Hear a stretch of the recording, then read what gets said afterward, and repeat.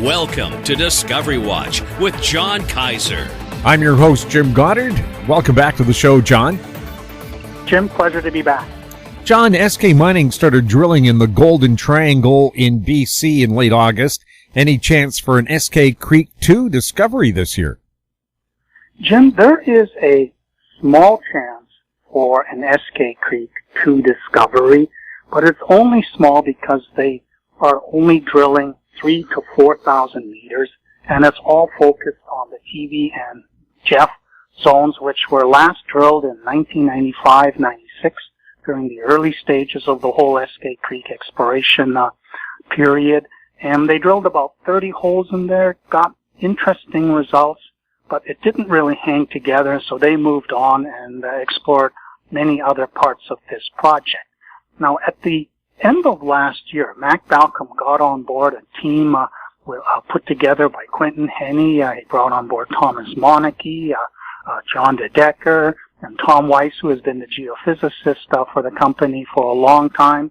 They all got together and said, we need to rethink this whole project that runs sort of 25 to 30 kilometers of strike with another 5-6 kilometers to the northeast where the original Eskay Creek 1 exists, the 21B zone, which is now owned 100% by Skeena Resources after doing a deal with Barrick earlier this year that eliminates Barrick's backend. Now, to really understand what's currently going on at Eskay Mining, one has to look at the work Paul Geddes has done in an August 25th webinar. He walks through the logic behind the lower Mudstone and the now what they call the even lower Mudstone. And if you imagine that whole area, it's a stratigraphy that's been tilted on the side. And it's a sequence of ocean floor that would have a quiet period where this mud stuff would build up. And then there'd be a volcanic activity where you'd get these rhyolitic flows, another a quiet period of mudstones building up, and then finally a volcanic sequence that also becomes part of ongoing hydrothermal activity. And the so-called contact mudstone, that is the prolific horizon at the top. That's where along these faults that develop, vertical faults that develop through this stratigraphic package, the fluids came up, built those famous smoker systems that spew all their metallic hoard onto the seafloor and build up these sort of pancake-sized or shaped deposits with base metals in it, and in this case, high-grade gold and silver. And that's what was mined out from sort of 1990, 98, 99 onwards. That part's depleted. Skeena went in there, went after the mineralization that's in the stringer zones and the stockwork that's beneath the VMS pile on the seafloor. But they never really did any aggressive exploration because of this Barrick backend right. But late last year, they reported intersecting gold-silver mineralization within these mudstone units. And now they've gone very aggressively tackling that whole project. And what they're doing is they're looking for where these faults, which are the feeder zones, cut through these mudstones. And it seems that in these mudstones, when the fluids hit them, they're very porous, and the fluids flow sideways, and they call them replacement-style deposits. They're not significantly large, but there can be lots of pods of these that are strata-bound. And then the fluids carried on, and eventually you hope to find the contact mudstone. And Skeena has been focusing at the northern end of the water tower zone where the whole system plunges quite deeply. But they're also moving to the southern end where there was a lot of stuff that was never followed up, partly because the Eskay Mining property, which was the original SIB claims, it's a bunch of fragments that sit at the northern end, and there's mineralization in and about that. But the new key theme are these sort of parallel horizons of mudstones, of which there are multiple ones, which appear to have soaked up mineralization. And what John DeDecker did earlier this year was to go through all the existing historical data, recompile them, rethink it, do the alteration studies, and so say this whole 25-kilometer stretch to the south, it is prospective for the same type of VMS systems as created the original Eskay Creek 1. And in the past few years, we had SSR was going to spend $12 million to earn 60% just in the northern Sept part, where way back in the mid-90s, they had found the Lulu zone, which appears to be lower mudstone unit that had good silver and gold grades, but not really the base metal grades that would show up when you're actually spewing it into the seafloor. And they could never really sort out where's this connected to. They could not find the higher up contact mudstone, which would have hosted the VMS system.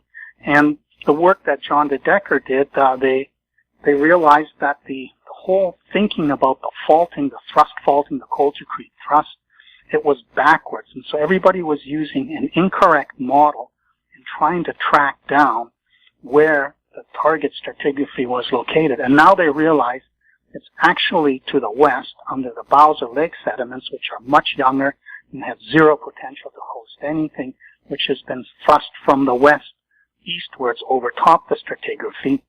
And so this is a brand new target. And at the beginning of the year, they were 10 cents, but then they got going.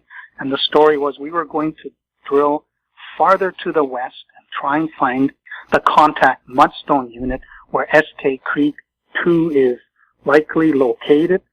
But they needed geophysics to do that. They couldn't really go in there and fly it until the summer.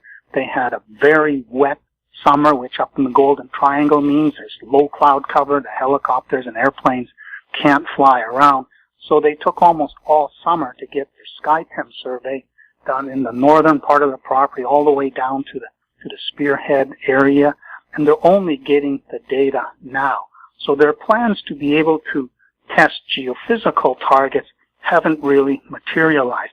But when they went back to the TV Jeff zones and they did compiled it into their leapfrog model, John DeDecker realized, this thing's dipping to the east, and all the holes that were drilled around it, going off in all these directions, they're looking for this system, but they don't understand the actual orientation and controls of this system.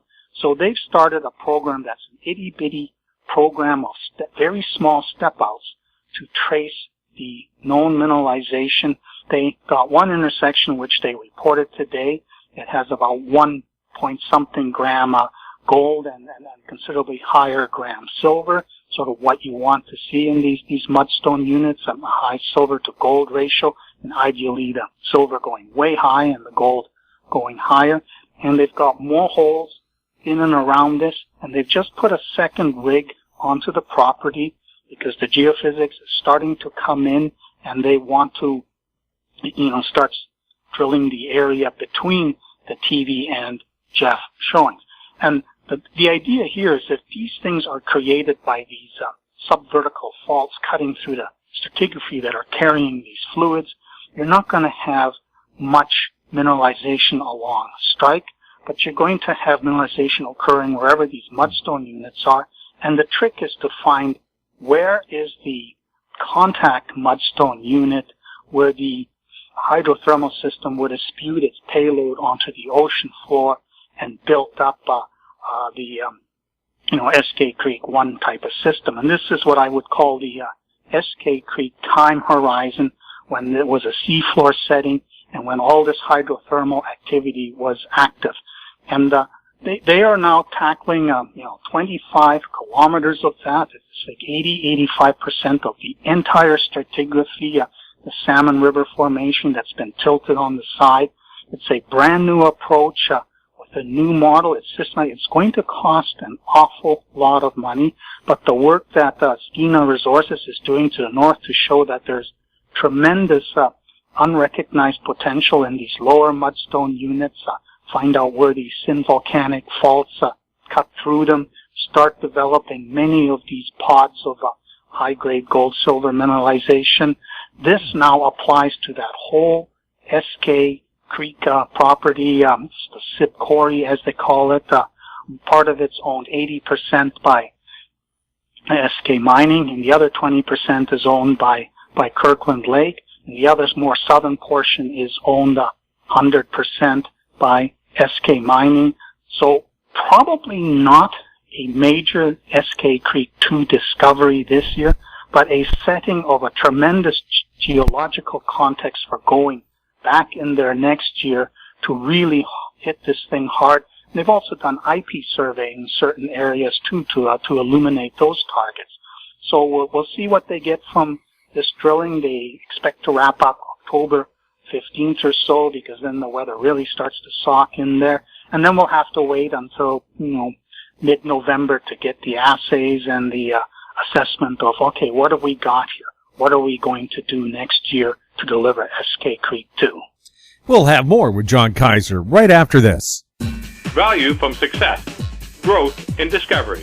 Golden Arrow Resources is a well-funded gold-copper exploration company with proven management and prospective properties in Chile, Argentina, and Paraguay. Golden Arrow trades on the Toronto Venture Exchange, symbol GRG, on Frankfurt, symbol G6A, and the OTCQB, symbol GARWF.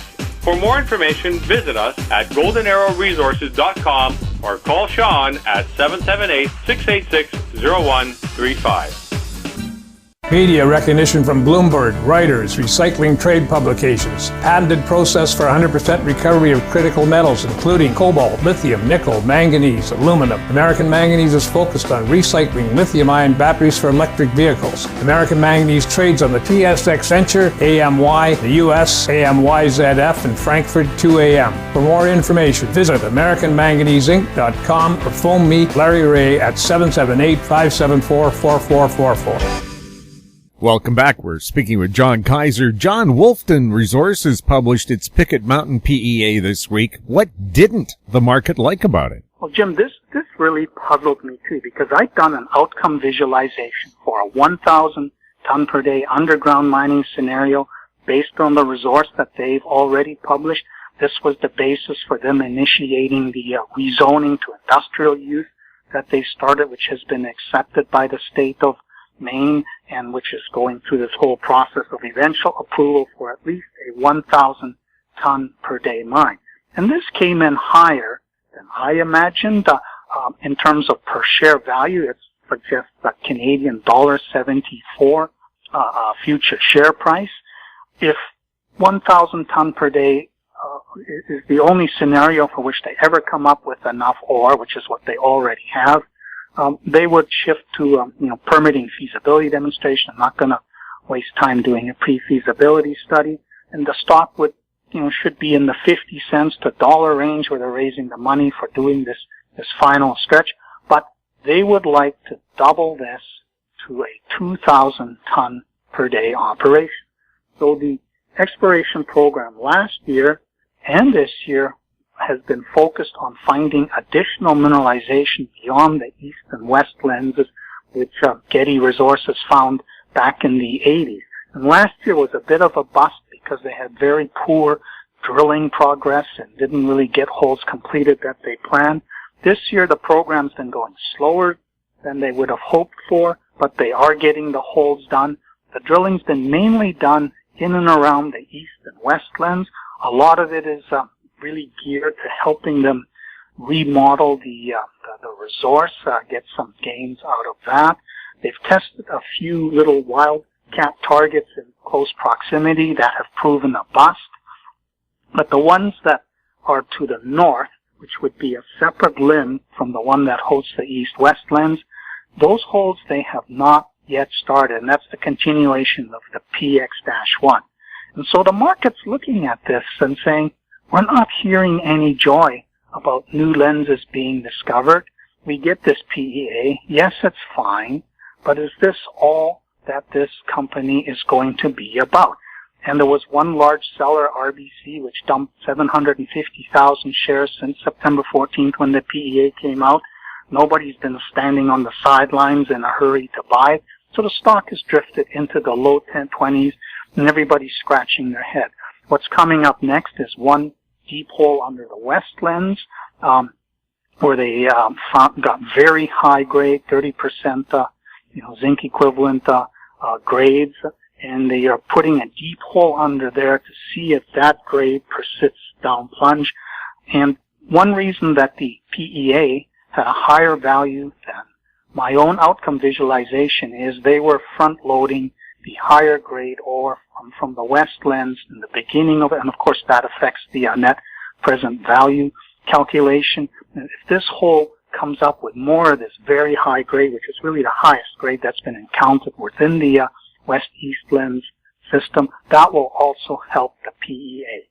But one needs to stand back and think of what they've already signaled that they're doing. The Picket Mountain project is only 2,800 hectares.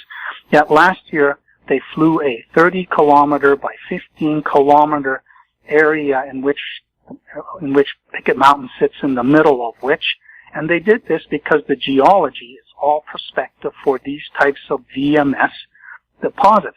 And the story is very similar to what's going on in, with Eskay Mining in the Golden Triangle area, where they're revisiting this substantial corridor of prospective mineralization that has the potential to hold deposits like the Buckens 16 million ton deposit consisting of 7 lenses that's in Newfoundland. But they haven't really said anything, even though they're in the field doing work, done the geophysics, because they're busy negotiating deals with the landowners, and nobody lives in this area. It's all owned by logging companies, and so they're stitching together as much as they can, covering a land package that would be about 45,000 hectares, 15, 16 times what they already have. And that's what we're really waiting for, is for them to unveil this, tell us why they think this is necessary to do, and take this from being, let's put this 1,000 ton per day Picket Mountain East-West lens into production. Let's not worry about just, finding another 5 million tons in the immediate proximity. That may still happen with the drilling that they're going to be doing in October after this deep hole on the west lens. But the bigger idea is to grassroots exploration with new geophysics technology and see how many more of these Picket Mountain east-west lenses are within this 30-kilometer by 15-kilometer land segment. And the market doesn't seem to understand that. It's worrying about a major dump in the big markets, which of course is going to take down all the other resource juniors along with it, and probably gold too, at least temporarily.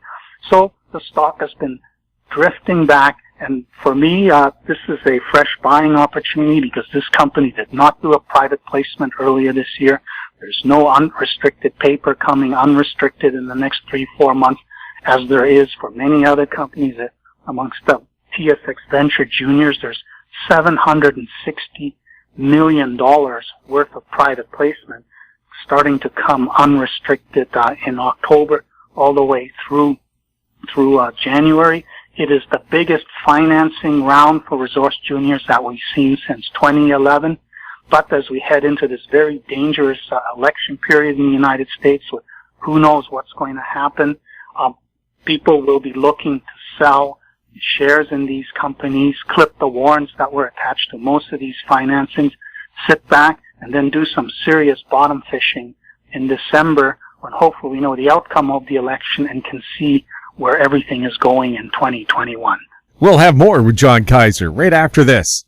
Abin Resources Limited is a gold exploration company with significant projects in British Columbia and the Yukon, trading on the TSX Venture Exchange, symbol ABN, and the OTCQB, symbol ABNAF. Surrounded by world-class gold deposits and mines, Abin's 23,000 hectares Forest Kerr Gold Project is located in the heart of the Golden Triangle in northwestern BC. For more information, visit us at abinresources.com.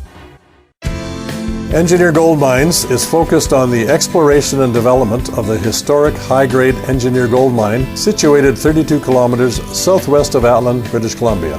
Engineer Gold Mines is fully permitted for surface and underground exploration with the drill program now underway. Engineer Gold Mines Limited trades on the TSX Venture Exchange, symbol EAU. For more information, please visit us at engineergoldmines.com. Welcome back. We're speaking with John Kaiser. John, whatever happened to Endurance Gold and its Elephant Mountain project? Jim, we haven't talked about Endurance and its Elephant Mountain project in Alaska for a couple of years now. The bear market that we had really made it difficult for Robert Boyd to raise any significant money. Over half the stock in Endurance is held by insiders, including a couple very wealthy individuals. Robert ended up taking over in 2010 when the founder, Duncan MacIver, passed away from cancer at the young age of 51. And Robert generated a lot of these projects in Alaska. But Alaska requires big dollars. And like the Golden Triangle, it has a relatively short expiration period, sort of June to October.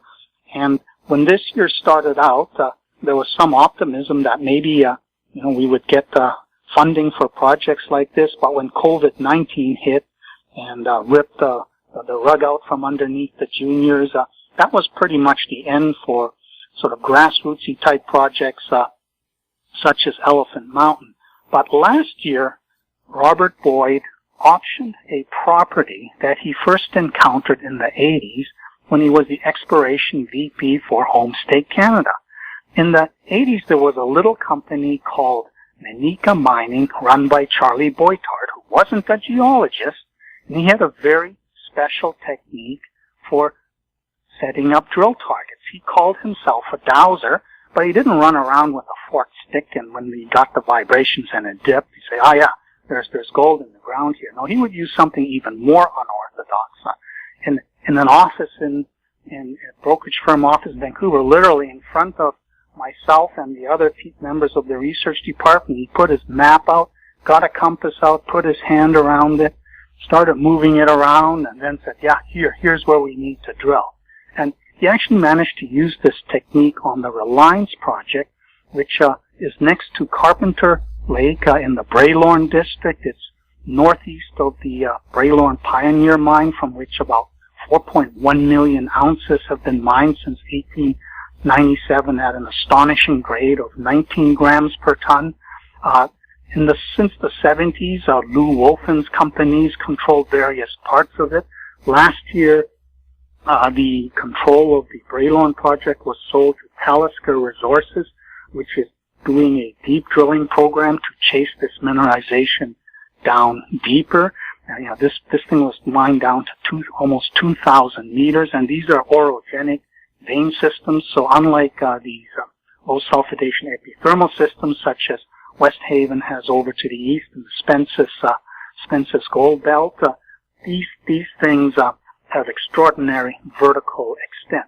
Now, the Reliance, this showing, is part of a group of showings to the northeast of this area, and they all have an antimony credit in addition to the arsenic credit, whereas the Braylorn Pioneer system only has an arsenic credit. So it's believed that the Braylorn system is deeper in the vertical column, and it's all related to this big pluton called the Bendor, which came in and probably was the heat engine for driving the fluids that went up these deformation zones. And at Reliance, Charlie Boitard found something called the Royal Shear. The area had all been a patchwork of crown grants throughout most of the 20th century until the 70s, when they all lapsed, and a new generation of juniors was able to come in and stake the claims. And he staked this claim, and he pulled a phenomenal intersection using his dowsing method.